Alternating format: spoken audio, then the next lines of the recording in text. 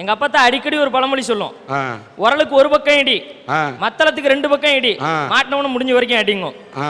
அந்த மாதிரி நீ நல்லா இருக்கணுங்கிறத மட்டுமே நோக்கமா வச்சுக்கிட்டு உன்னைய வாழ்க்கையில முன்னுக்கு கொண்டு வரணும்னு நினைக்கிற ஆசிரியரை போட்டு பாடா படுத்தி நோகடிச்சு நொங்கெடுக்கிறாங்க பாருங்க நம்ம பசங்க. இவங்க கிட்ட மாட்டிக்கிட்டு முழிக்கிற வாத்தியார் தான் சார் ரொம்ப பாவப்பட்டவங்க. அதாவது எங்க பள்ளிக்கூடத்தில் ஸ்பெஷல் கிளாஸ்னு ஒன்று நடத்தினோம். எங்க பள்ளிக்கூடத்தில் ஸ்பெஷல் கிளாஸ்னு ஒன்று நடத்தினோம். சாயந்தரம் காலையிலேருந்து 4 மணி வரைக்கும் நடத்துறது தான் இவன் படிக்க மாட்டேங்கிறானே, ஸ்பெஷல் கிளாஸ்னு வச்சு ஸ்பெஷலாக நடத்தினாலாச்சும் படிப்பானானே. ஸ்பெஷல் கிளாஸை நடத்துறதுக்காக 4 மணிக்கு நான் போய் உட்கார்ந்தா ஒரு வேலும் இருக்க மாட்டேங்கிறானே. ஏன்டா இருக்க மாட்டேங்கிறான்னா, எங்கிட்ட படிக்கிறவன் எனக்கு பக்கத்து பள்ளிக்கூடத்து வாத்தியார்ட்ட போய் டியூஷன் படிக்கிறான். இப்போ எனக்கு என்ன வேதனைனா, என்கிட்ட படிக்கிறவன் தான் பக்கத்து பள்ளிக்கூடத்து வாத்தியார்ட்ட டியூஷன் படிக்கிறான்ல, ஏன்ட்டா இப்போ பாடம் சரியில்லைன்னு தானே அர்த்தம். பக்கத்து பள்ளிக்கூடத்து வாத்தியார்ட்ட படிக்கிறோம், ஏன்ட்ட டியூஷனுக்கு வர்றானே. ஆக மொத்தத்தில் பையன் என்ன முடிவுல இருக்கான், எந்த வாத்தியார்ட்ட படிக்கிறோமோ அந்த வாத்தியாரை மதிக்கிறது இல்லை. அட பையன் மதிக்கிறேன்னா பள்ளிக்கூடத்தில் நாங்கள் சம்பளம் வாங்குறோம், அவன் மதிக்கிறது இல்லை, பரவாயில்லைங்க, அதை கூட மன்னிச்சு விட்டுறலாம்னு வைங்க. வீட்டில் பொண்டாட்டி மதிப்பாள வாத்தியாரா இருந்தா யோசிச்சு பாருங்க. எங்க வீட்டுக்கு பக்கத்து வீட்டுக்காரன்னு வாத்தியாரு. காலையில வீட்டுக்கார அம்மா வெளியில கிளம்புது, பக்கத்து வீட்டு அக்கா கேக்குது, ஏன்டி உன் புருஷன் ஏதோ சொல்லிக்கிட்டு இருக்காரு, நீ பாட்டு கிளம்புற அப்படிங்குது. அந்த அம்மா சொன்னிச்சு, அவர் ஆரம்பிச்சாருன்னா 3/4 மணி நேரம் கழிச்சு தான் பெல் அடிச்சா நிறுத்துவாரு, நம்ம அப்புறம் வந்து பேசிக்குவோம் வாங்குது. ரோட்ல சம்பந்தமே இல்லாதவங்க கூட வாத்தியார் தாங்க கேவலப்படுத்துறான். ஒண்ணும்ல போன வாரம் ரோட்ல நின்று ஒரு பையன் ஒண்ணுக்கு போய்கிட்டு இருந்தான். அங்கேருந்து ஒரு ஆள் அப்படியே வேகமா வந்துட்டு புரடியில சேர்த்து அடிச்சான். அந்த ஆளை அடிச்சுட்டு அந்த பையனை பார்த்து, எந்த வாத்தியாரா சொல்லி கொடுத்தா உனக்கு இப்படி? இல்ல நான் கேட்கிறேன், வாத்தியார் என்ன வாடா தம்பி ராமசாமி இந்த இடத்துல தான் ஒண்ணுக்கு போகணும், அப்பதான் ஒருத்தன் உத வாங்கி என் பேரை கெடுக்க முடியும்னு எந்த வாத்தியார் சொல்லி கொடுப்பாரு? இல்ல வாத்தியாருக்கு ஏதாவது மரியாதை இருக்குதா? இன்னைக்கு வாத்தியாருக்கு பேர் வைக்கிறான். ஆளு கண்ணாடி போட்டு கண்ணு கொஞ்சம் எடுப்பா இருந்தா, டேய் ஹெட்லைட் வந்தாச்சா அப்படிங்கிறான். அட கண்ணு எடுப்பா இருந்தா தான் இப்படி சொல்றானே, கண்ணு கொஞ்சம் சும்மாரா உள்ள போயிருந்துச்சுன்னா டொக்கு வந்தாச்சாங்கிறான். ஆளு ஒல்லியா இருந்தா சப்பா வந்தாச்சாங்கிறான், என்ன மாதிரி இருந்தா தொப்பா வந்தாச்சாங்கிறான். இவங்கிட்ட எல்லாம் மாட்டிக்கிட்டு இத்தனைக்கு மேல ஒரே ஒரு விஷயம் தான் எங்களுக்கு, இத்தனையும் தாண்டி நீ ஏன் பாடம் நடத்துற அப்படின்னு நீங்க கேட்கலாம். இத்தனையும் தாண்டி நடத்தி இவனும் நாளைக்கு நல்லவனா வந்தா என் பேர் பெருமையா இருக்காதா, இவனால நான் நாளைக்கு பெருமை அடைய மாட்டேனா, என் பையனு என் மாணவனு சொல்லிக்க முடியாதா அப்படின்னு ஒரு நப்பாசையில் நடத்தினா அதுக்கும் மொத்தமா குழி பறிச்சான் எங்க வீதியில் ஒருத்தன். பஸ் கண்டக்டரா வேலை செஞ்சுக்கிட்டு இருக்கான். ஒரு நாள் ஃபுல் மப்புல ஏத்திக்கிட்டு போஸ்ட் மரத்தை போய் கட்டி பிடிச்சிக்கிட்டு நிக்கிறான். அப்ப பார்த்து தமிழ் வாத்தியார் அந்த வீதி வழியா போறாரு. சார் அப்படின்னா வாத்தியாருக்கு பயமாயி போச்சு. ஐயோ இந்த நிலைமையில என்னைய கூப்பிடுறானே அப்படின்னு நினைச்சிட்டு, என்ன தம்பி அப்படின்னாரு. என்னைய தெரியுதா சார் அப்படின்னா, நல்லா தெரியுது, கந்தசாமி தானே அப்படின்னாரு. ஆமா சார் கந்தசாமி தான், நான் இன்னைக்கு இந்த நிலைமையில இருக்கேன்னா அதுக்கு யார் காரணம், நீங்க தான் அப்படின்னா. அன்னையோட அந்த பள்ளிக்கூடத்தில் அந்த வாத்தியார்ட்ட படிச்ச 32 பேரும் வெளில போயிட்டாங்க. ஊரே கெடுத்து கொன்னுகிட்டு இருக்கான் சார். இவ்வளவு அவதியிலையும் நல்லவர்களை உருவாக்கணுங்கிற எண்ணத்தோட வந்து நல்லவர்களை வல்லவர்களை இந்த நாட்டுக்கு உருவாக்கிட்டு இருக்காங்களே, நொந்து நொந்து நூடுல்ஸா போற ஆசிரியர்கள் தான் பரிதாபத்துக்குரியவங்க நான் பேசுறேன். பையனை மேல அனுப்புறதுக்கும் முன்னேற்றி கொண்டு போறதுக்கும் ஆசிரியர் பிளான் போட்டுக்கிட்டு இருக்காரு, ஆசிரியரை வீட்டுக்கு அனுப்புறதுக்கு பையன் பிளான் போட்டுக்கிட்டு இருக்கான்.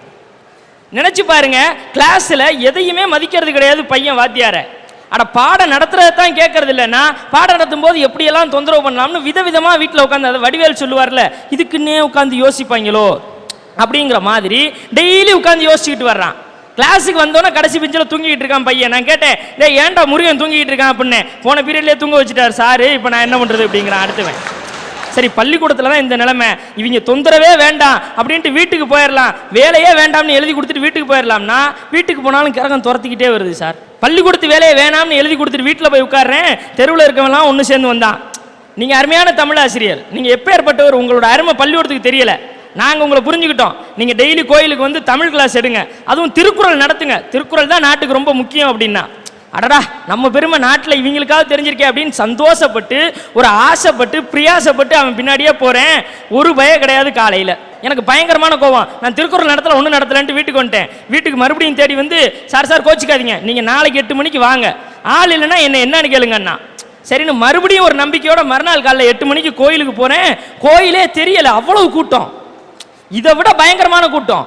எனக்கு அப்படியே ஆச்சரியம், ஆகா இவ்வளவு பேர் திருக்குறள் மேல பற்றோட வந்திருக்காங்களே, என்னடா விஷயம் இப்படி திரும்புறேன்.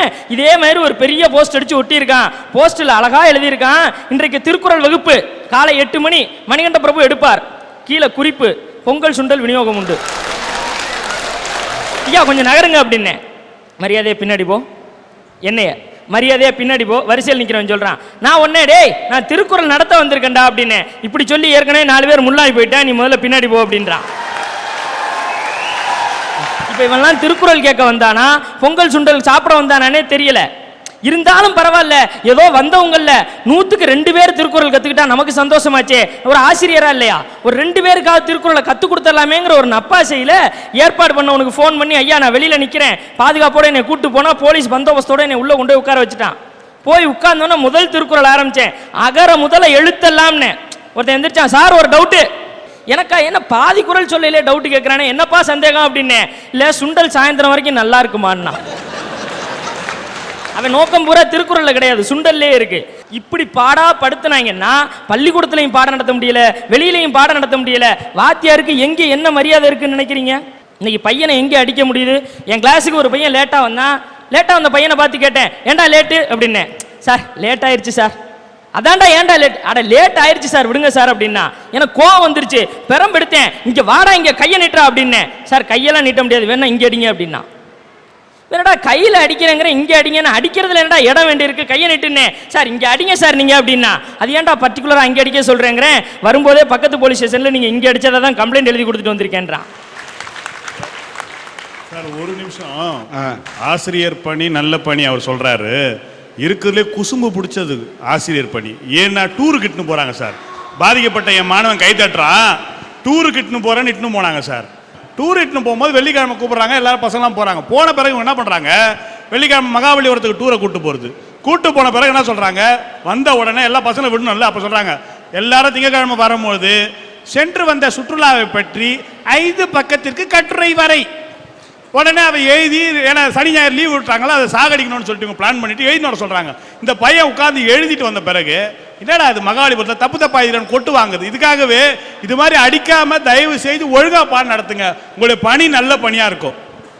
அடிக்காம பாடம் நடத்துங்கவா, அடிக்கிறதுக்கே வழி இல்லைன்னு சட்டம் வந்துருச்சுன்னு நான் சொல்லி புலம்பிக்கிட்டு இருக்கேன். எங்க வைத்தறிச்ச தெரியாம அடிக்காம பாடம் நடத்துங்கன்னா, அடிக்கிறப்பவே பையன் பயந்தது கிடையாது, இப்ப அடிக்கவே முடியாது. அதுக்கப்புறம் எப்படி பையன் பயப்படுவான், எப்படி பாடம் கவனிப்பான்? அதனால நான் என்ன சொல்றேன், ஆசிரியர்கள் எந்த உரிமையுமே இல்லாம பையனுக்காக அவஸ்தைப்பட்டுக்கிட்டு இருக்கவங்கன்னு நான் சொல்லிக்கிட்டு இருக்கேன்.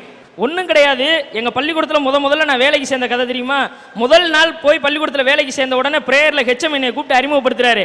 இவர் நம் பள்ளிக்கு புதிதாக வந்திருக்கும் தமிழாசிரியர், இவரை பற்றி இவரே சொல்லுவார் அப்படின்ட்டார். நான் மைக் எடுத்துக்கிட்டு, தம்பிகளா என்னை பார்த்து நீங்கள் பயப்பட வேண்டியதில்லை, நானும் உங்களை மாதிரியே இதே ஸ்கூலில் படித்தவன், இதே மாதிரி ட்ரௌசர் சட்டை போட்டு இதே மைண்டில் நின்றுட்டு இதே மாதிரி படித்து உங்கள் பள்ளிக்கூடத்துக்கு வாத்தியாராக வந்திருக்கேன். இதுலேருந்து என்ன தெரியுதுன்னு, இந்த பள்ளிக்கூடத்தில் படித்தா வேற எங்கேயும் நல்ல வேலை கிடைக்காதுன்னு தெரியுது.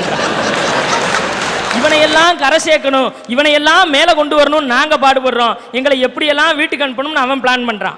ஆனால் இது எல்லாத்தையும் தாண்டி ஆசிரியர்கள் எப்படிப்பட்டவங்க தெரியுமா? ஆசிரியர்கள் தான் இந்த நாட்டினுடைய முதுகெலும்பாக இருந்து பல தூண்களை உருவாக்கிக்கிட்டு இருக்கக்கூடியவங்க. சார் ஒரு நிமிஷம், ஆசிரியர்கள் தூண்களான்றாங்க, கரெக்ட். நான் கேட்கறது ஒரே ஒரு கேள்வி, இந்த ஆசிரியர்கள் எண்ணிக்கை இல்லாம கரெக்டா 10th எக்ஸாம் பேப்பர் திருத்தும் போது, +2 எக்ஸாம் பேப்பர் திருத்தும் போது தான் 18 அம்ச கோரிக்கைகளை நிறைவேற்றவில்லை என்றால் நாங்கள் வெளிநடப்பு பண்றோம்ன்றீங்களே. என் பையன் பரீட்சை எழுதிட்டு போயிருக்கானே, என் புள்ள 10th எழுதிட்டு போயிருக்கானே, அவன் பரீட்சை பேப்பர்ல விளையாடுறீங்களே, இந்த பணி அறப்பணியான்றதா கேள்வி, என்னோட கேள்வி. நம்ம நாட்டில் எந்த போராட்டம் நடந்தாலும் வேலை செய்ய மாட்டோம்னு தான் போராட்டம் நடத்துவாங்க. ஆனால் வெளிநாட்டில் ஒரு பழக்கம் உண்டு, ஒரு செருப்பு தொழிற்சாலையில் போராட்டம் நடத்தினா கூட ஒரு கால் செருப்பை செஞ்சுட்டு இன்னொரு கால் செருப்பை செய்யாமல் போராட்டம் நடத்துவாங்க. இந்த பண்பாட்டை, இந்த ஒரு நல்ல வழிமுறையை கரெக்டாக ஃபாலோ பண்ணுறது ஆசிரியர்கள் மட்டும்தான். பாடத்தை பூரா நடத்திடுவோம், பேப்பர் மட்டும்தான் திருத்த மாட்டோம். ஏன்னா அங்கே தான் எங்கள் வாழ்க்கை இருக்கு. டிராபிக் போலீஸ் 8 மணி நேரம் வெயில்ல நிக்கிறாரு, அவர் அனுதாபத்துக்குரியவர், அவர் பரிதாபத்துக்குரியவரியா? காஷ்மீர் பார்டர்ல நம்முடைய நாட்டை காப்பாத்துறதுக்காக இளைஞன் போய் நிக்கிறானே, அவன் பரிதாபத்துக்குரியயா? 18,000 ரூபாய் சம்பளத்தை வாங்கிட்டு ஆசிரியர்கள் பரிதாபத்துக்குரியர்னு சொல்றீங்களே, இதை விட என்ன கேவலம் இருக்குன்னு நான் கேட்கிறேன். நான் ஒரே ஒரு கேள்வி கேட்கிறேன், எங்க 18,000 சம்பளத்தை பார்த்து நீங்க பொறாமப்படுறீங்களே, என்கிட்ட படிச்ச பையன், என்னோட மாணவன் ஒரு கம்ப்யூட்டர் சாஃப்ட்வேர் இன்ஜினியர் ஆகி 1 லட்ச ரூபாய் சம்பாதிக்கிறான்னு நான் பொறாமப்பட்டேன்னா நான் ஆசிரியராக இருக்க முடியுமா? என்னுடைய பணியை நான் நேசிக்கிறேன், நான் யாரையும் பொறாமப்படல. என்னால ஒரு 1 லட்ச ரூபாய் வாங்குறவனை உருவாக்க முடியும்னு நான் பெருமைப்படுறேனே, அதுதான் இந்த ஆசிரியர் பணியினுடைய சிறப்பு. ஒரு வீட்டில் அப்பாவால் எதை சொல்லிக் கொடுக்க முடியும், அம்மாவால் எதை சொல்லிக் கொடுக்க முடியும்னு ஒரு வரைமுறை இருக்கு. ஒரு இந்து பையன் வீட்டில் அப்பா அம்மா நினைச்சா பகவத்கீதை வரைக்கும் போதிக்கலாம். ஒரு கிறிஸ்துவ பையன் வீட்டில் அப்பா அம்மா நினைச்சா பைபிளை கூட போதிக்கலாம். ஒரு இஸ்லாமியன் வீட்டில் அப்பா அம்மா நினைச்சா குரானை கூட போதிக்கலாம். ஆனா ஒரு ஆசிரியர் நினைச்சா பைபிள், பகவத்கீதை, குரான் அத்தனையும் படிச்சு பாடம் கற்றுக் கொடுக்கலாம். அதுதான் ஆசிரியர் பணியினுடைய சிறப்பு. அப்படிப்பட்ட ஆசிரியர் பணி இன்னைக்கு கேள்விக்குரிய பணியா, கேலிக்குரிய பணியா ஆயிருச்சே. அதுதான் எனக்கு ரொம்ப வேதனையா இருக்கு.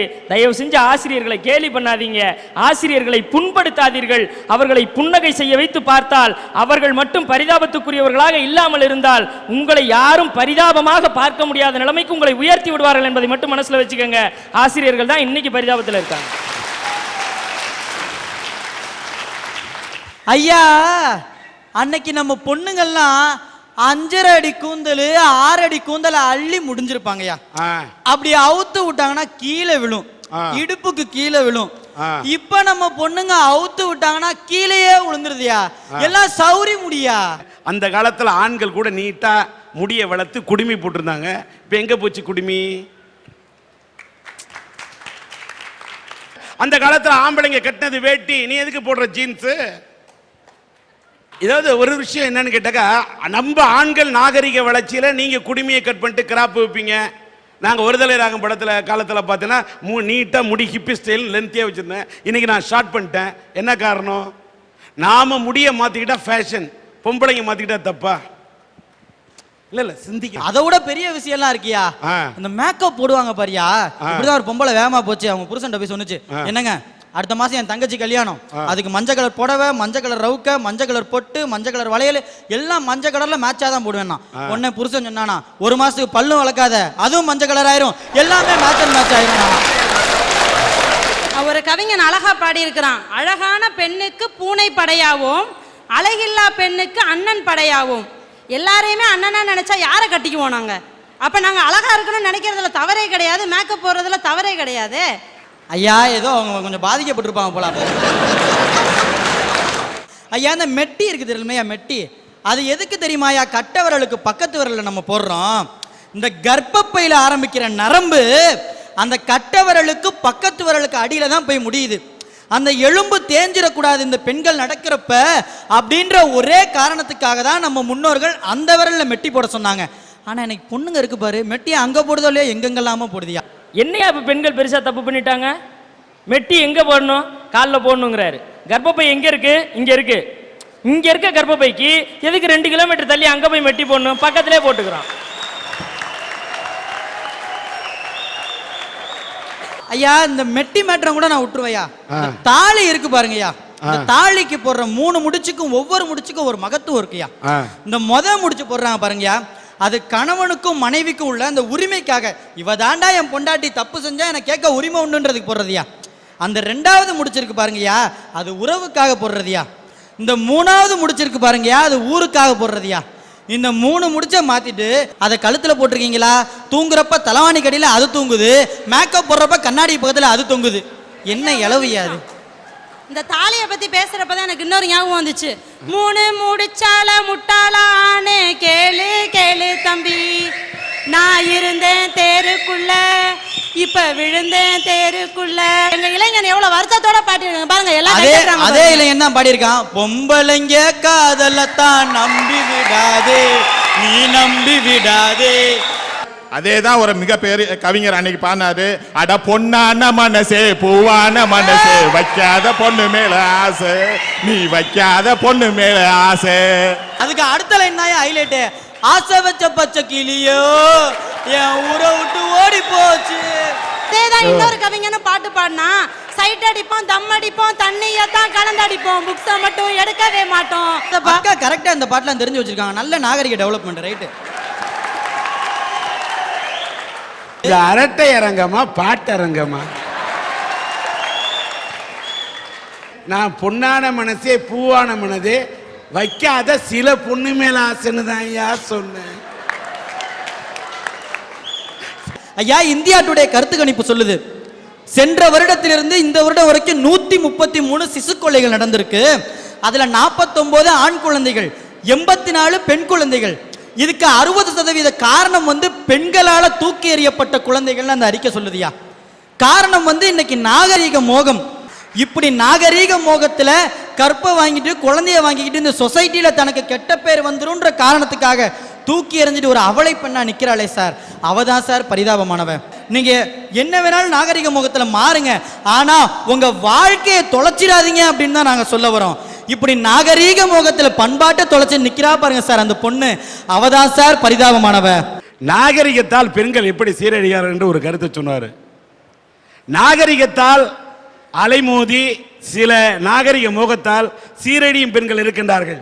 என்னதான் நாகரிக மோகமெல்லாம் இருந்தாலும் அதில் எல்லாம் மனக்கட்டுப்பாடோடு இருந்தால் ஒரு பெண் வாழ்க்கையிலே வென்று காட்டலாம், நின்று காட்டலாம் என்பதற்கு எத்தனையோ பெண்கள் உதாரணம் இருக்கிறார்கள். அதிலே திருச்சியை சார்ந்த லட்சுமி பிரியா அவர் எந்த அளவுக்கு இந்த உலகத்திலே முன்னேறி இருக்கிறார் என்பதற்கு உதாரணமாக அவரை மேடை கிடைக்கின்றேன். வாங்க.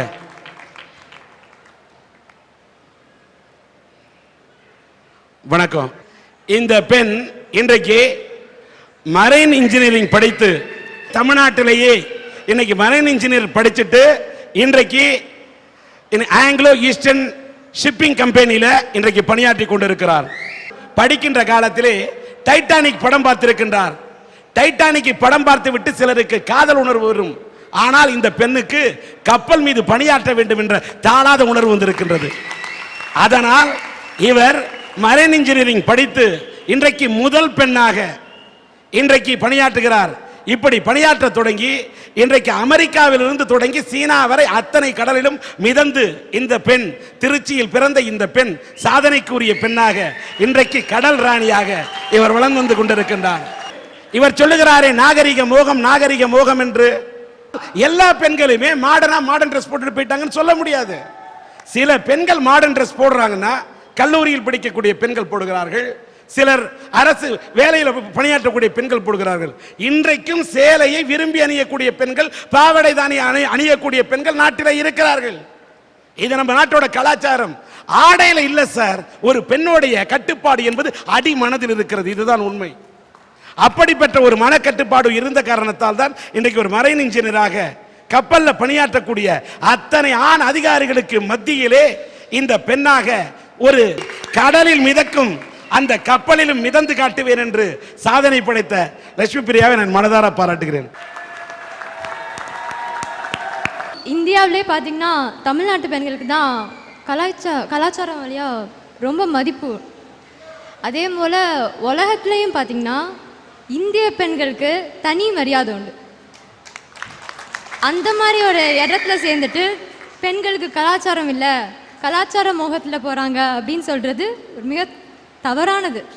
ஒரு ரொம்ப லெஸ் பர்சன்டேஜ் வேணால் நம்ம அப்படி இருக்கிறாங்கன்னு சொல்ல முடிய, பெண்கள் வந்து ரொம்ப கஷ்டப்பட்டு வாழ்க்கையில் முன்னேறி அவங்கவுங்க மனசில் அவங்கவுங்களோட துறையில் பல நாடுகளில் தமிழ்நாட்டை சேர்ந்து இந்த தமிழ்நாட்டோட மண்ணோட கலாச்சாரம், அந்த பண்பாடு, அதெல்லாம் அவங்க எந்த ஊரில் இருக்காங்களோ அங்கே அவங்க வந்து அதெல்லாம் வாழ வச்சிட்டு இருக்காங்க. நம்ம அதெல்லாம் என்றைக்கும் மறக்கக்கூடாது. தேங்க்யூ.